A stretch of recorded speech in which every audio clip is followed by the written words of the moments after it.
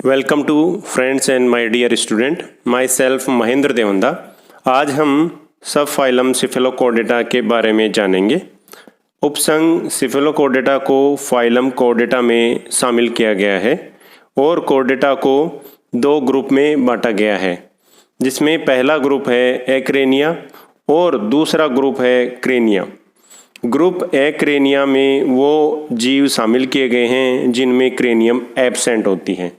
दूसरा जो ग्रुप है उसमें क्रेनिया है, जिसमें क्रेनियम पाई जाती है। उन एनिमल्स को क्रेनिया में शामिल किया गया है। ग्रुप एक्रेनिया को दो उपसंघों में बांटा गया है, जिसमें पहला उपसंघ है यूरोकॉर्डेटा और दूसरा उपसंघ है सिफेलोकॉर्डेटा, जिसमें से हम यूरोकॉर्डेटा उपसंघ के बारे में इससे पूर्व वीडियो में जानकारी ले चुके हैं। आज हम उपसंघ सिफेलोकॉर्डेटा के सामान्य लक्षण, उसका वर्गीकरण और इसके उदाहरण को जानने का प्रयास करेंगे।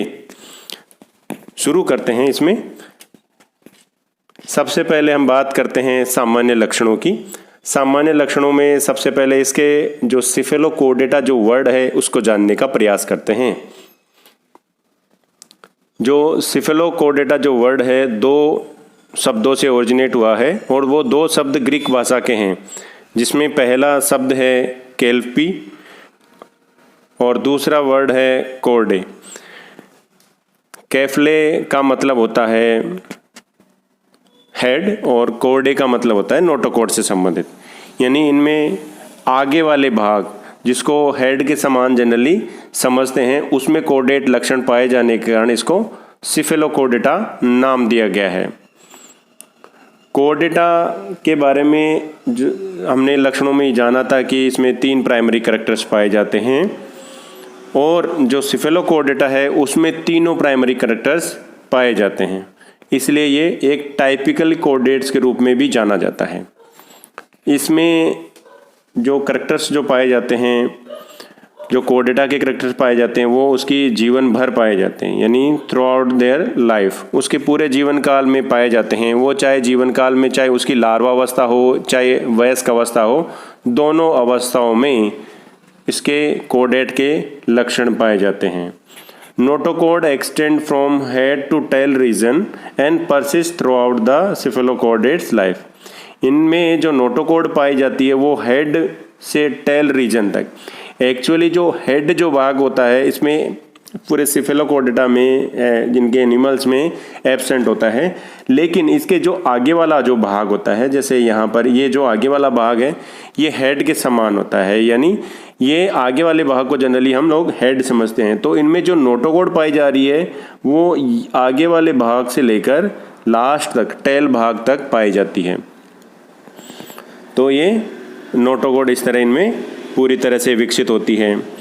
अब इसके और सामान्य लक्षणों में देखें तो सबसे पहले इसके हैबिटाट की बात करें या आवास की बात करें तो ये एनिमल्स मैराइन हैबिटाट के होंगे, यानी ये समुद्री आवास में पाए जाते हैं। इनका जो शरीर होता है, जैसे यहाँ में डायग्राम में भी हमें दिखाई दे रहा है, इनका जो शरीर होता है वो एक मछली के समान होता है, फिश लाइक होता है। जैसे यहाँ पर डायग्राम में हमें दिखाई दे रहा है, ये एक मछली के समान हमें दिखाई दे रहा है। इसके अलावा ये लेटरली कंप्रेस्ड होता है, यानी पार्श्वतः संपीड़ित जिसको कहते हैं, दोनों तरफ जो बॉडी के दोनों तरफ अगर चिपटी हुई अवस्था में पाया जाता है तो इसको लेटरली यानी पार्श्वतः कंप्रेस यानी चिपकी हुई अवस्था में पाया जाता है। बॉडी सेगमेंटेड होती है। हमने यूरोकॉर्डेटा को जाना और उससे पहले हमने वीडियो में हेमिकॉर्डेटा के बारे में जाना है। दोनों वीडियो में जो हमने ये जाना था कि हेमिकॉर्डेटा और यूरोकॉर्डेटा के जितने भी एनिमल्स हैं उनकी बॉडी अनसेगमेंटेड होती है, उनमें किसी तरह का सेगमेंटेशन नहीं पाया जाता है, लेकिन इस उपसंघ में यानी सिफेलोकॉर्डेटा में बॉडी सेगमेंटेड होती है। यहाँ पर आपने एक और बात याद रखने की है कि जो प्रोटोकॉर्डेट्स जो हमने पढ़ा था या जिसको एक्रेनिया भी कह रहे थे, इसके जितने भी एनिमल्स हैं वो मैराइन हैबिटाट के पाए जाते हैं। यानी जो यूरोकॉर्डेटा है, हेमिकॉर्डेटा जिसको वर्तमान में तो इन्वर्टिब्रेट्स माना जाता है, और इसके अलावा सिफेलोकॉर्डेटा, तीनों के सदस्य मैराइन हैबिटाट में पाए जाते हैं। ये आपको याद ध्यान में रखना है। तो हमें एक कैरेक्टर को ध्यान रखते हुए यहाँ पर चीज़ों को कंपेयर करके हमें याद रखना है। जैसे हमने एक फाइलम को पहले पढ़ा है, उसमें उसका वो किस तरह आवाज़ पाया जा रहा है, उसमें डाइजेशन कैसा है, उसमें सर्कुलेटरी सिस्टम कैसा है, इन करैक्टर्स को आधार लेके हम इन करैक्टर्स को याद करने का प्रयास करेंगे।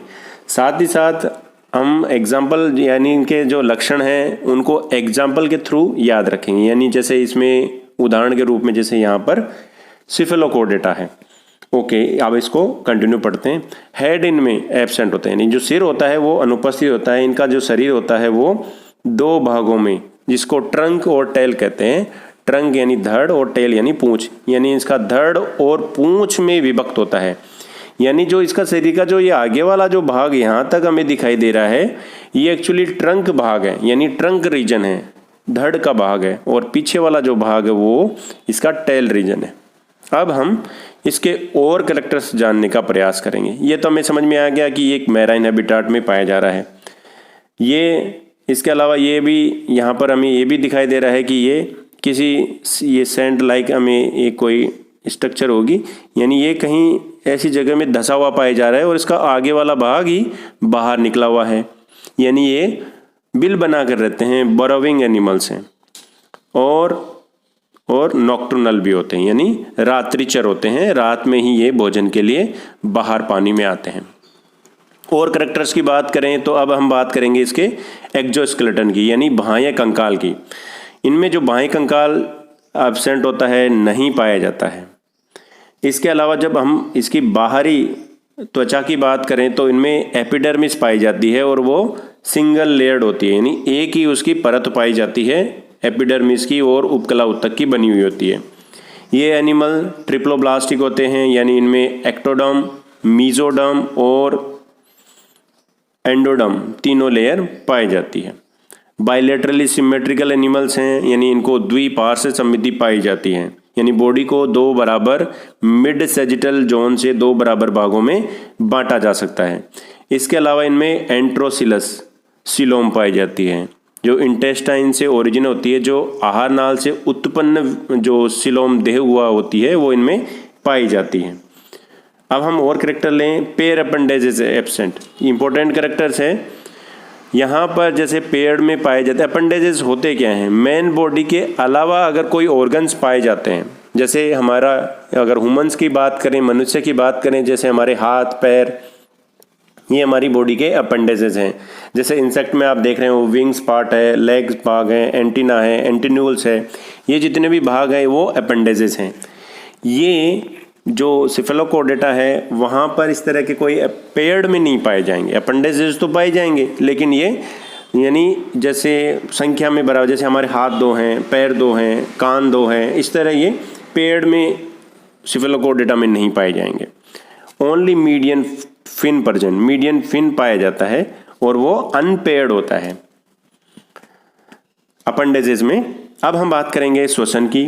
इनमें श्वसन के लिए किसी स्पेशल ऑर्गन का विकास नहीं होता है। हमें यह भी ध्यान रखना है कि ऑर्गेनिज्म कितना डेवलप होता है, कोई जीव कितना डेवलप हो चुका है, उसके आधार पर उसमें सिस्टम्स डेवलप होते हैं। जैसे यहाँ पर ये कोई खास डेवलप एनिमल नहीं है, तो यहाँ पर रेस्पिरेशन के लिए सिंपल सरफेस, बॉडी सरफेस के द्वारा हो जाता है। इनमें जो फेरिंजियल वाल है, माउथ के आगे की तरफ जो भाग है, वहाँ पर ब्लड कैपिलरीज, ब्लड की जो नेटवर्क पाया जाता है और वहीं से बॉडी के वहीं से सरफेस के द्वारा ब्लड में ऑक्सीजन और कार्बन डाइऑक्साइड का एक्सचेंज हो जाता है। यही तो रेस्पिरेशन है। अब हम बात करेंगे डाइजेशन की, यानी पाचन की। पाचन की बात को समझे तो एलिमेंट्री कैनाल इनमें पूरी तरह से पाई जाती है, यानी कंप्लीट होती है। कंप्लीट होने का अर्थ है कि इसमें एक तरफ माउथ भाग पाया जाता है और दूसरी तरफ एनस भाग पाया जाता है। यानी अगर एलिमेंट्री कैनाल की दो ओपनिंग होती है तो उसको कंप्लीट एलिमेंट्री कैनाल कहते हैं। इसमें जो माउथ जो भाग होता है, क्योंकि कहीं ये फीचर्स देखने को नहीं मिलता इसलिए इसको जानना जरूरी है। इसका जो माउथ भाग है, मुंह का जो भाग है, वो ओरल हुड के द्वारा घिरा हुआ रहता है। ओरल हुड पाया जाता है, यहाँ पे स्ट्रक्चर में भी दिखाई दे रहा है, ये ओरल हुड है। यहाँ पर हमें ये ओरल हुड दिखाई दे रहा है। इसका जो ओरल हुड है वो माउथ जो है ओरल हुड से घिरा हुआ रहता है। और ओरल हुड में एक्चुअली छोटे छोटे टेंटिकल्स पाए जाते हैं जो इसको चारों तरफ से घेरा बना के रहते हैं। इसको हम इस तरह से भी समझ सकते हैं जैसे कि ये इसका माउथ भाग है, इसके चारों तरफ इस तरह टेंटिकल्स पाए जाते हैं और यहाँ बीच में माउथ की ओपनिंग होती है। ओके, इसके अलावा इसमें एक और ऑर्गन्स पाया जाता है जिसे ऑर्गन ऑफ मूलर कहते हैं। ये क्या करता है ऑर्गन ऑफ मूलर? ये जो पानी होता है उसमें वाटर करंट उत्पन्न करता है। करंट का मतलब यहाँ इलेक्ट्रिक चार्ज से नहीं है, उसमें भंवर उत्पन्न करता है जिससे कि इनमें सीलियरी फीडर ये सीलियरी फीडर होते हैं, तो इनमें जो एनिमल्स हैं वो उस पानी से सेपरेट करने में इसको मदद मिलती है। तो ये ऑर्गन है ऑर्गन ऑफ मूलर। ये जनरली पूछा जाता है कि ये किन में पाया जाता है, तो हमें बताना है कि ये सिफेलोकॉर्डेट्स में ऑर्गन ऑफ मूलर्स पाया जाता है। अब हम डाइजेस्टिव सिस्टम में ही जाने तो हिपेटिक पोर्टल सिस्टम, दो पोर्टल सिस्टम होते हैं, एक रीनल पोर्टल सिस्टम होता है और एक हिपेटिक पोर्टल सिस्टम होता है। यहाँ पर hepatic portal system well develop होता है। इसके अलावा जो इनका फूड होता है वो क्या होता है, इनका भोजन क्या हो सकता है? भोजन इनमें डाइटम्स और सूक्ष्म जीव जो दूसरे होते हैं उनका फूड होता है। अब हम और लक्षणों की बात करें तो लक्षणों में हम जनरली इनके बॉडी में जो संरचनाएं पाई जा रही है उनमें किस तरह के सिस्टम्स पाए जा रहे हैं उनके बारे में जान रहे हैं। अब हम इसमें देखेंगे कि ब्लड वेस्कुलर सिस्टम के बारे में, यानी रक्त परिसंचरण तंत्र के बारे में जानने का प्रयास करते हैं। हमने हेमिकोर्डेटा और यूरोकोर्डेटा में ये जाना है कि वहाँ पर ओपन टाइप का सर्कुलेटरी सिस्टम पाया जाता है, लेकिन सिफेलोकॉर्डेट्स में क्लोज टाइप का सर्कुलेशन पाया जाता है, बंद प्रकार का परिसंचरण तंत्र पाया जाता है। यहाँ पर रेस्पिरेटरी पिगमेंट्स और हृदय एब्सेंट होते हैं। पिगमेंट्स को किसी तरह का कोई श्वसन वर्णक नहीं पाया जाता है और हृदय भी इनमें अनुपस्थित होता है। अब हम उत्सर्जन को देखें तो उत्सर्जन इनमें प्रोटोनेफ्रिडिया द्वारा होता है। प्रोटोनेफ्रिडिया को फ्लेम सेल्स या सोलेनोसाइट्स भी कह रहे हैं यहाँ पर। इसके अलावा इनमें एक स्ट्रक्चर पाई जाती है हैशचेक नेफ्रिडियम। हैशचेक नेफ्रिडियम इनके जो ट्रंक भाग है उसमें पाया जाता है और ये भी उत्सर्जन में मदद करता है। ये इम्पोर्टेंट, आप ध्यान रखेंगे इसका नाम हैशचेक नेफ्रिडियम पूछा जाता है कि ये किन एनिमल्स में पाया जाता है। अब हम बात करें नेक्स्ट कैरेक्टर तंत्रिका तंत्र से संबंधित नर्वस सिस्टम के बारे में। यहाँ पर जो नर्वस सिस्टम होगा वो dorsal tubular hollow nerve cord के रूप में पाया जाता है, जो कि एक कोडेट कैरेक्टर्स भी है। अब हम बात करेंगे रिप्रोडक्शन की, यानी प्रजनन की। ये एनिमल्स यूनिसेक्सुअल होते हैं। यूनिसेक्सुअल का मतलब होता है कि एक ऑर्गेनिज्म के पास एक ही प्रकार के सेक्स ऑर्गन पाए जाते हैं। जैसे मेल ऑर्गेनिज्म अलग होगा और फीमेल यानी मादा अलग एनिमल्स होगा, जंतु होगा। फर्टिलाइजेशन, क्योंकि ये पानी में रहते हैं जनरली, तो हम ये मान के चलते हैं जो पानी में रहते हैं जनरली ये एस्पेक्ट होता है कि जो एनिमल्स पानी में रहते हैं वो उनमें फर्टिलाइजेशन बाहर ही होता है, पानी मतलब उनकी बॉडी से बाहर होता है। तो यहाँ पर भी फर्टिलाइजेशन एक्सटर्नल होता है, बाहर ही होता है। डेवलपमेंट इनडायरेक्ट होता है, लार्वावस्था पाई जाती है। ये इंपॉर्टेंट बात है। First animal that have complete कोडेट्स characters. ये एनिमल्स पहले ऐसे एनिमल्स हैं जिनमें को पूरी तरह से कोडेट्स लक्षण पाए जा रहे हैं। इनमें तीनों कोडेट कैरेक्टर्स पाए जा रहे हैं। अब हम जानेंगे क्लासिफिकेशन यानी इसके वर्गीकरण की, यानी सिफेलोकॉर्डेटा जो है उसका वर्गीकरण जानने का प्रयास करेंगे। सिफेलोकॉर्डेटा की पूरे संसार भर में जो स्पीसीज जो जातियां रिपोर्ट की गई है उनकी संख्या है 33। ये पूरे संसार भर से रिपोर्ट की हुई है। ये 2018 का अपडेट डाटा है। इसको वर्गीकरण में सिर्फ एक ही क्लास है जिसको कहते हैं लेप्टोकार्डी, यानी क्लास लेप्टोकार्डी में जो फेमस एग्जांपल है जिसको कहते हैं ब्रेंकियोस्टोमा। ब्रेंकियोस्टोमा एक्चुअली जीनस है। जीनस जैसे किसी स्पीशीज़ को हम दो शब्दों से लिखते हैं, दो प्रकार के शब्दों से, जिसमें एक शब्द होता है उसका वंश और दूसरा होता है उसकी जाति।